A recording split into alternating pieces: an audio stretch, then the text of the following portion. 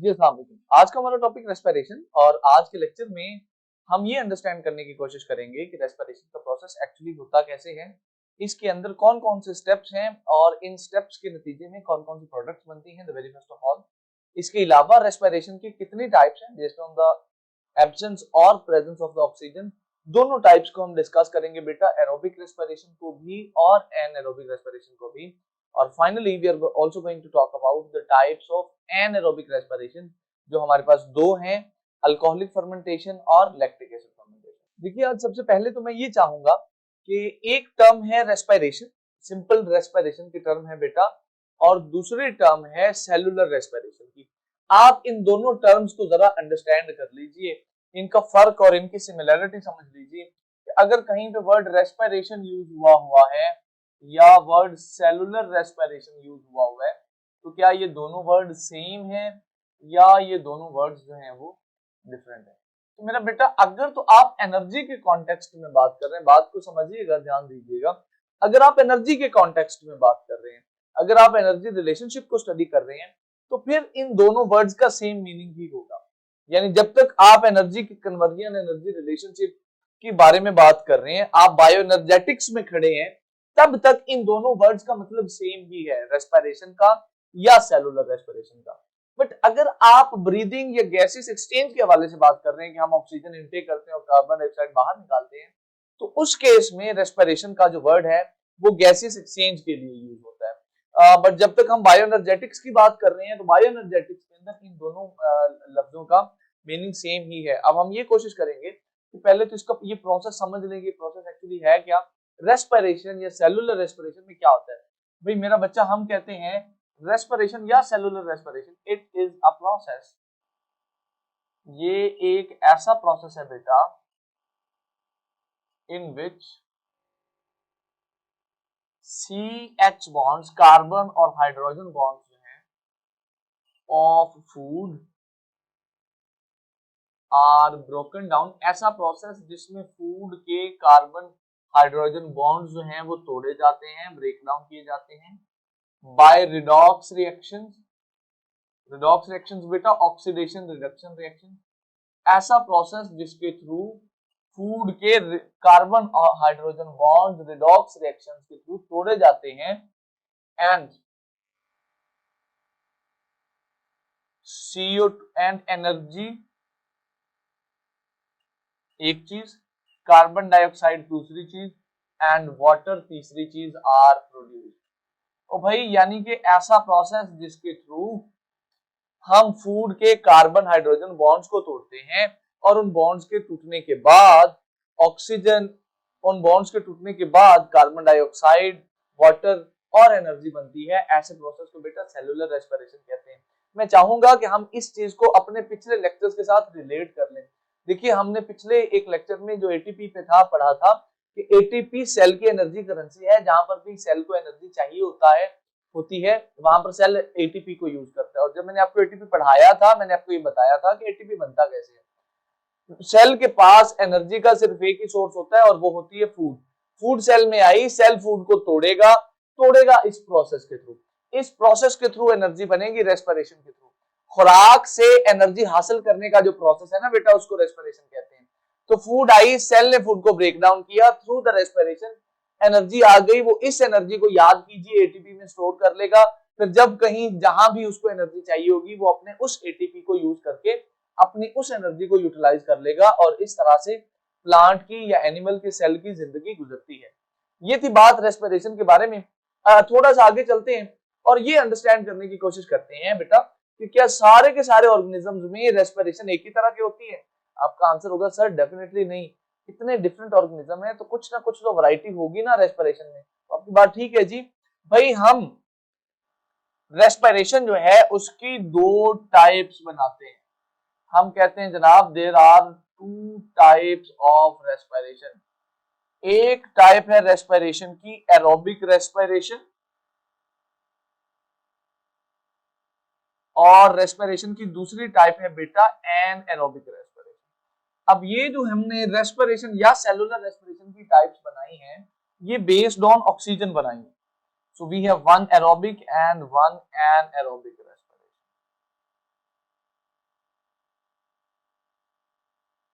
ये जो दोनों टाइप्स है मेरा बच्चा, these are basically based on presence और absence of oxygen। यानी जो रेस्पिरेशन हो रही है, क्या वो ऑक्सीजन की प्रेजेंस में हो रही है या ऑक्सीजन की एब्सेंस में हो रही है।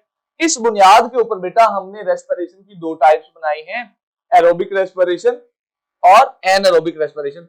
अब जरा इनका फर्क समझ लीजिएगा कि इन दोनों रेस्पिरेशन की टाइप्स में फर्क क्या है। बेटा जो एरोबिक रेस्पिरेशन है ये ऐसी रेस्पिरेशन है that occurs in presence of oxygen, जो ऑक्सीजन की प्रेजेंस में होती है। बेटा ऑक्सीजन होगी तो एरोबिक रेस्पिरेशन होगी, ऑक्सीजन नहीं होगी तो एरोबिक रेस्पिरेशन नहीं होगी। सिमिलरली एनारोबिक रेस्पिरेशन जो है it occurs in absence of oxygen. इसको होने के लिए, इसके अकरेंस के लिए ऑक्सीजन की जरूरत नहीं होती।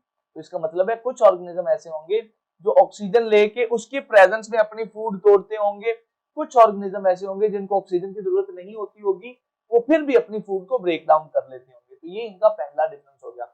आगे सुनिए, जो एरोबिक रेस्पिरेशन है उसमें जो ग्लूकोज है वो बेटा फाइनली कन्वर्ट होता है कार्बन डाइऑक्साइड में और वाटर में। बट यहां पर एनारोबिक रेस्पिरेशन के केस में जो ग्लूकोज है, जो मेन फूड होती है किसी भी सेल की, वो कन्वर्ट होता है बेटा फाइनली दो चीजों में। वो या तो कन्वर्ट होगा लैक्टिक एसिड में, जो ग्लूकोज है एरोबिक रेस्पिरेशन के केस में जब ऑक्सीजन की एब्सेंस में ग्लूकोज टूटता है बेटा, तो वो या तो लैक्टिक एसिड में कन्वर्ट होगा और या फिर वो फाइनली कन्वर्ट होगा अल्कोहल में। सो दो पॉसिबिलिटीज हैं एरोबिक रेस्पिरेशन के अंदर कि या वो लैक्टिक एसिड के अंदर हो जाएगा कन्वर्ट या फिर अल्कोहल के अंदर कन्वर्ट हो जाएगा जो ग्लूकोज है हमारा। तीसरी बात सुनिए जी एरोबिक एनारोबिक रेस्पिरेशन के बारे में, कि जब एरोबिक रेस्पिरेशन होती है ना बेटा, जब ऑक्सीजन की प्रेजेंस में ग्लूकोज टूटता है तो very high energy is release. तो इस प्रोसेस में काफी सारी एनर्जी जो है ना वो रिलीज होती है। But as compare to that अगर हम एनारोबिक रेस्पिरेशन की बात करें तो इसमें एरोबिक रेस्पिरेशन की निस्बत कम एनर्जी रिलीज होती है। यानी यहां भी टूटा एक ग्लूकोज ही, यहां भी टूटा एक ग्लूकोज ही, बट फर्क ये है यहां ऑक्सीजन की प्रेजेंस में टूटा, यहां ऑक्सीजन की एब्सेंस में टूटा। तो होता क्या है, यहां एनर्जी ज्यादा रिलीज होती है और यहां एनर्जी जो है वो कम रिलीज होती है। तो ये हमारे तीन डिफरेंसेस हैं एरोबिक और एनारोबिक रेस्पिरेशन के। अब इन तीन डिफरेंसेस के बाद मैं ये चाहूंगा कि हम इन दोनों टाइप्स का ओवरऑल प्रोसेस भी मेरा बेटा डिस्कस कर लें कि ये एरोबिक रेस्पिरेशन एक्चुअली कैसे होती है और एनारोबिक रेस्पिरेशन कैसे होती है। तो ध्यान से सुनिएगा जी। देखिए पहले हम बात करेंगे एरोबिक रेस्पिरेशन। एरोबिक रेस्पिरेशन का जो प्रोसेस है बेटा वो स्टार्ट होता है ग्लूकोज से, और ग्लूकोज जो है वो पहले टूटता है पाइरोवेट में, और पाइरोवेट जो है फिर आगे मजीद टूटता है कार्बन डाइऑक्साइड में, वाटर में, और साथ कुछ मिकदार में एनर्जी प्रोड्यूस होती है। तो this is actually overall reaction of aerobic respiration. अब अगर हम इसको स्क्वीज करके सम अप करके इकट्ठा करके लिखें तो ये हमारे पास कुछ ऐसे बन जाता है कि जो रिएक्टेंट है जनाब हमारे पास वो है ग्लूकोज, और ग्लूकोज टूट रहा है 6 कार्बन डाइऑक्साइड में, 6 वाटर मॉलिक्यूल्स में, और 7 एनर्जी भी रिलीज हो रही है। अच्छा यहाँ ग्लूकोज के साथ ग्लूकोज की ब्रेकडाउन के लिए ऑक्सीजन भी यूज होती है, तो जो ऑक्सीजन मॉलिक्यूल्स हैं उनकी तादाद भी 6 होती है। तो this is our overall process of aerobic respiration. Similarly अगर हम एनारोबिक रेस्पिरेशन की बात करें बेटा, तो एनारोबिक रेस्पिरेशन में भी ना आपका रिएक्टेंट वही है, आपका रिएक्टेंट वही ग्लूकोज ही है, और जो इसका पहला स्टेप है एनारोबिक रेस्पिरेशन का वो भी वही है, जिसमें ग्लूकोज जो है वो पाइरोवेट में चेंज हो जाता है। अब इस बात का मतलब ये है कि चाहे रेस्पिरेशन एरोबिक हो चाहे रेस्पिरेशन एनारोबिक हो, उन दोनों तरह की रेस्पिरेशन का जो पहला स्टेप है वो सेम है, इसमें ग्लूकोज ने पाइरोवेट में चेंज होना है। अब प्रॉब्लम यहां से आगे से आती है कि पाइरोवेट एनारोबिक रेस्पिरेशन में कार्बन डाइऑक्साइड और वाटर में चेंज नहीं होता। अब पता है क्या होता है, ये पाइरोवेट जो है बेटा ये या तो चेंज होगा आगे लैक्टिक एसिड में और या फिर ये पायरोवेट चेंज होगा अल्कोहल में। तो ये है जी बुनियादी डिफरेंस हमारा एरोबिक और एनारोबिक रेस्पिरेशन का। I hope you people get it. यहां से थोड़ा सा आगे चलते हैं। देखिए अभी हमने बात ये की है कि एरोबिक रेस्पिरेशन में दो प्रोडक्ट्स बन सकती हैं, या तो पायरोवेट कन्वर्ट हो सकता है लैक्टिक एसिड में और या फिर पायरोवेट कन्वर्ट हो सकता है अल्कोहल में। अच्छा, अब इन दो चीजों की बेस पे, इन दो बातों की बेस पे हमने एनारोबिक रेस्पिरेशन को भी आगे दो टाइप्स में, दो हिस्सों में डिवाइड किया हुआ है। हम कहते हैं भाई एनारोबिक रेस्पिरेशन भी दो तरह की होती है। एक होती है हमारे पास लैक्टिक एसिड फर्मेंटेशन,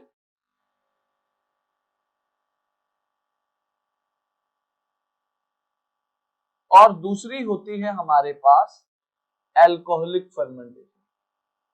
अब आप हैरान हो रहे होंगे कि हमने पीछे तो अभी जिक्र किया था रेस्पिरेशन का, ये फर्मेंटेशन का वर्ड कहां से आ गया? तो मेरा बच्चा ये जो हमारी एनारोबिक रेस्पिरेशन है इसको हम फर्मेंटेशन भी कहते हैं, यानी इसका दूसरा नाम फर्मेंटेशन भी है। तो आप इसको ऐसे भी समझ सकते हैं कि जो रेस्पिरेशन है उसकी दो टाइप्स हैं, एरोबिक रेस्पिरेशन और दूसरी टाइप है फर्मेंटेशन, राइट। अच्छा, अब इसको हमने दो टाइप्स में डिवाइड किया, लैक्टिक एसिड फर्मेंटेशन में और अल्कोहलिक फर्मेंटेशन में। तो पहले लैक्टिक एसिड फर्मेंटेशन की बात कर लेते हैं बेटा। ये ऐसा प्रोसेस है जिसमें जो पायरोवेट है वो कन्वर्ट होता है अल्टीमेटली लैक्टिक एसिड। ठीक हो गया जी। तो ऐसा प्रोसेस जिसमें पायरोवेट लैक्टिक एसिड में कन्वर्ट हो रहा है, ऐसी फर्मेंटेशन को लैक्टिक एसिड फर्मेंटेशन कहते हैं। ये भी ध्यान रखना है आपने कि आपको पता हो कि ये होती किन में है बेटा, ह्यूमंस में और बाकी एनिमल्स में। जब वो हाई फिजिकल एक्टिविटी कर रहे होते हैं, कोई ज्यादा वर्जिश का काम कर रहे होते हैं, कोई ज्यादा सख्त काम, हार्ड काम कर रहे होते हैं, तो उस वक्त हाई फिजिकल एक्टिविटी के टाइम पे ह्यूमंस और बाकी एनिमल्स के स्केलेटल मसल्स में ये रेस्पिरेशन होती है। अब ये बात भी आपके लिए हैरानी की होगी। देखिए आमतौर पर बेटा हमारी पूरी बॉडी में एरोबिक रेस्पिरेशन ही होती है और हम उसी के थ्रू एनर्जी हासिल करके अपनी जिंदगी गुजारते हैं। बट जब कभी हम बहुत ज्यादा एक्सट्रीम कंडीशन में होते हैं, हमारी बॉडी पे बहुत ज्यादा प्रेशर है, कोई हाई फिजिकल एक्टिविटी कर रहे हैं, तो उस वक्त बॉडी को एनर्जी की बहुत ज्यादा जरूरत होती है जो एरोबिक रेस्पिरेशन से पूरी नहीं हो सकती। तो स्केलेटल मसल क्या करते हैं, वो साथ इस लैक्टिक एसिड फर्मेंटेशन को भी शुरू कर देते हैं कि चलो भाई कुछ एनर्जी इस तरफ से आती रहेगी और हमारा काम चलता रहेगा।